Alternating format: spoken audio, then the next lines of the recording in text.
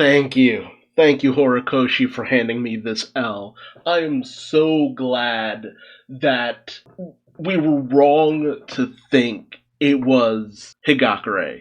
I am so glad to find out it wasn't Higakure. I'm going to be honest.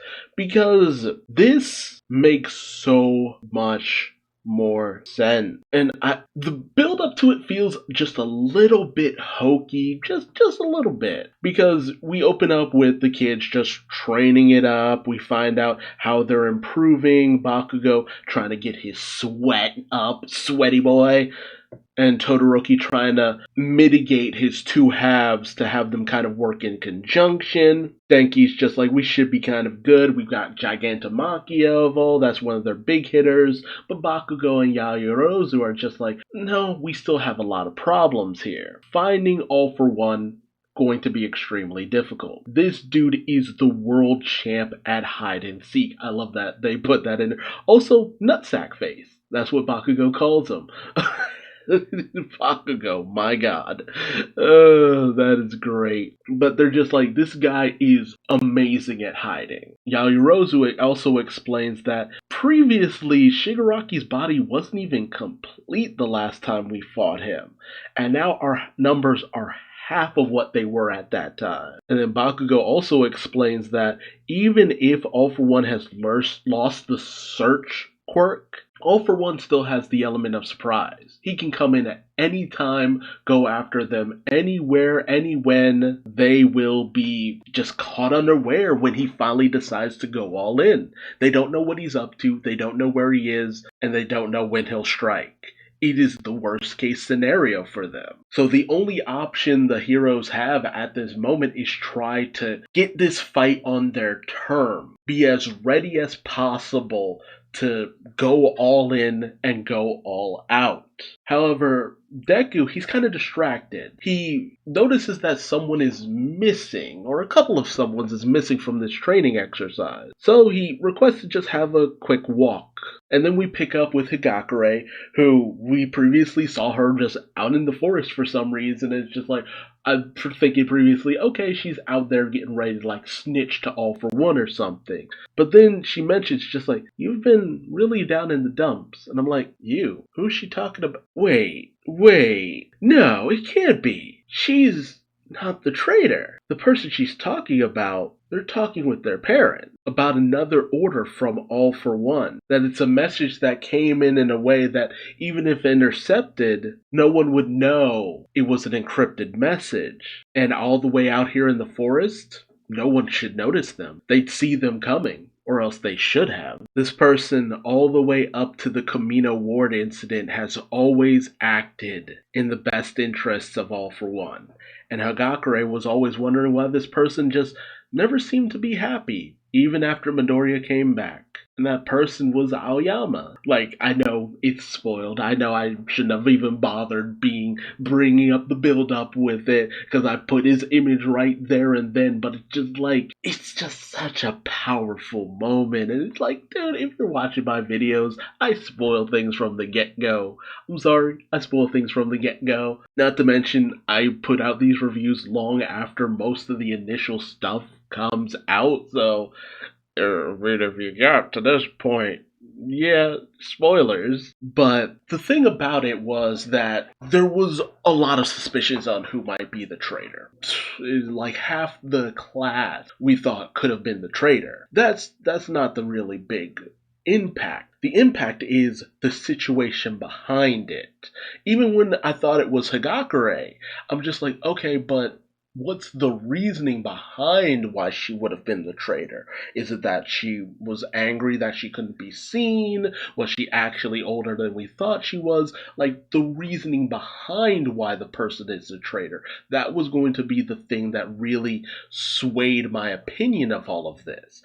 And that's why making it so that we just didn't have just this image of Aoyama just in the shadows doing whatever. That's not the important part. The important part is knowing why he's doing this. And basically, it's duress. And we get the backstory behind all of this. That time and time again, yes, Aoyama has betrayed his friends and given information to his parents to give to All For One. But his parents never wanted this. Aoyama never wanted this. None of them wanted to be involved in this. The problem was they were naive and stupid and kind of petty, but that pettiness came from hero society as a whole.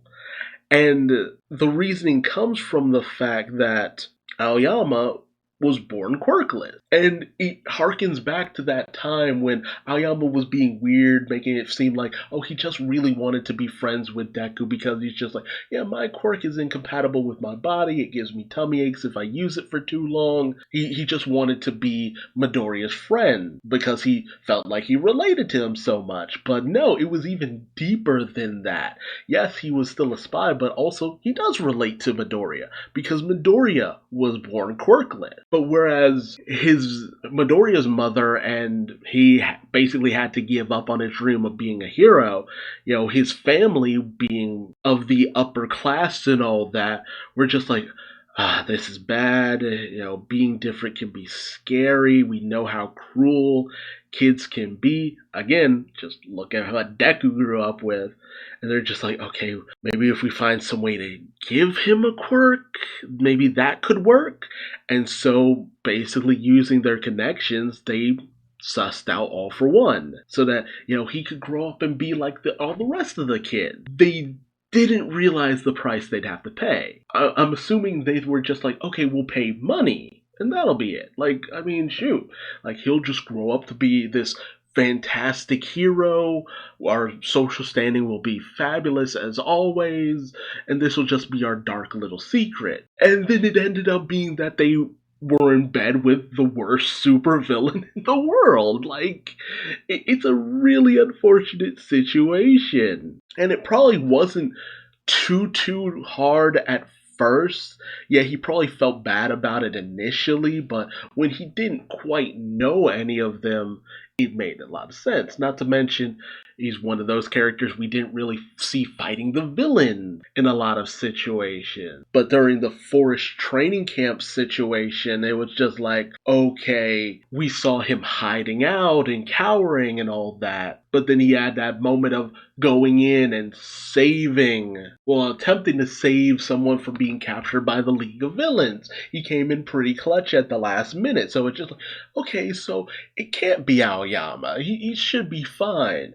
And it's just like, then he had that moment where he was acting really weird. It's just like, oh man, is Aoyama the traitor? And we got misdirected because he was starting to feel worse and worse about the position he had taken because, if things had gone off with a hitch from the beginning, yeah, he would have felt terrible and things would have gotten worse in the world without them realizing it, but they would have been fine and they just would have lived with a really bad guilt. But now it's just like, God, everything's gone to shit. I'm really close with these people now. We've been through so much. We've done so much together. I've become good friends with Midoriya. It's a really shitty situation. And his parents are really pushing him into this too, because it's just like, we're in too deep. He has too much of a hold on us, and with everything that's been going on, we can't run from him. He will find us. And Higakure is just like, oh god, I gotta find somebody like a teacher, and then she spots Midoriya, who's on his walk, who probably was looking for Aoyama. And Aoyama breaks down to his parents because it's just like, I've been trying this so long. I've been trying my best to avoid suspicion and putting on a brave face, which kind of explains why he's always been so weird in a lot of situations. But he thought after All For One was caught during the Kamino Ward incident, and it's just like, okay, maybe I can just be friends with these people. Maybe things can just be okay. And he's been doing this to protect his parents because it's just like, portraying All For One, it's just like, his parents will die. There's no way around it. His parents will die if he does not listen to All For One. And his parents feel terrible because it's just like, we were foolish. We did this out of love and it just caused more harm than anything else. And they have to beg his child to just basically sell out his friends so that they can be okay. But then they're shocked when, they hear rustling and there's Izuku, who straight up told Izuku, Hagakure told Izuku, yeah, the traitor's Aoyama right there and then. And Aoyama went over to check on things, probably not wanting to make the situation worse than it actually is. His parents try to downplay everything. You could see the terror on their face, because they know they've been caught. They didn't think anybody would walk all the way out here. But I also love the fact that we again build on things that have happened until now during that moment where everyone was trying to get Izuku to come with them, get him back from being this lone vigilante. Aoyama felt bad because he was the only one who had nothing to say to him. Because what could he say? He's done nothing but put Izuku's life in danger. And the thing that really just completely destroys Aoyama more than guilt could have is the fact that Deku's words aren't ones of condemnation. They're just like, man, you've been looking really sad lately. I thought something was wrong, so I came out here to check on you. And it's nothing but friendship from this guy. Nothing but kindness and positivity from Izuku. I just wanted to make sure you were okay, man. And so Aoyama decides that his words to Deku will be an admission. Whereas everyone got to say how Izuku impacted them, what they meant to them, all Aoyama has to say to him is, at the USJ, in the forest, I'm the one who led the villains to us. I am a villain. And it really does recontextualize that moment of the cheese pieces in the I know formation. And it really does make me wonder, was that him trying to open up to Midoriya that I know why all of the villains have kept coming after us. I know your secret. What else is there? Will Aoyama be okay? Will Hagakure? I don't feel like Midoriya will out him. That he will try to convince Aoyama to just let this go, join their side, and be their ally in the fight against All For One.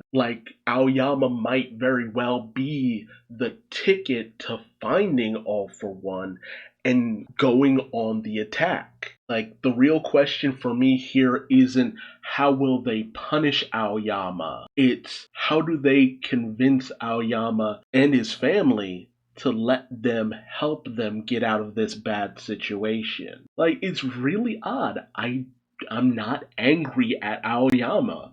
I feel the utmost sympathy for him because it's just like mob enforcers coming after people. These guys come in and, they give you something, but then they use it to hold it over your head and threaten your family, and you just essentially do whatever they tell you to do in order to avoid anything worse happening to your family. And it's just if some people I'm not too familiar with get hurt, so be it. But then you get to know these people and it's just you feel worse and worse because they just keep showing how capable they are and they're able to fight off this villain. Why can't you? Why can't you just be able to rise up and stand up to the villain? God, this was a great direction to go in. I'm glad it was Aoyama because, again, he relates to Midoriya. The quirk he got from All For One is incompatible with his body. That's why he was so able to understand Midoriya. It wasn't just that, oh yeah, my quirk is incompatible with my body. It's just no, I also received my quirk from someone else. But you got off lucky. You didn't have to essentially sell your soul to obtain what you have. Horikoshi says that he had forgotten about who he was going to make the traitor. But honestly, it makes so much sense being Aoyama from the jump. And had he never told us he forgot, I would have been like, damn, yeah, that makes so much sense. Because if it was Hagakure, if it was Kaminari, if it was Sero, Shoji, anyone else, it would have been okay, I guess that worked. But knowing what we know about Aoyama, the issues he's had with his quirk, the odd way he acts a lot of the time, the inner cowardice he actually has, the way he related to Izuku, like everything we've seen in the past honestly feels like it builds toward this. And yeah, it was the best way to go, and I'm so glad Horikoshi chose it to be Aoyama. And it's what he chooses to do next that I'm looking the most forward to. So let me know what you think will happen to Aoyama now that the secret is out. Will his parents try to attack Izuku and Higakure? Will Aoyama and his parents need to be convinced to ally themselves with the heroes and try to suss out where All for One is? Will Aoyama be the key to finding where All for One is? Like, there's so much potential in this reveal, and I love it. I love it. It's so good. But tell me your thoughts, and if you like this video, please like, comment, subscribe, and hit the bell icon for notification. And until next time, I've been Duuz-Diz-Din, and you'll never be my enemy, because if you enjoy My Hero Academia, you'll always be a friend. Till next time, bye.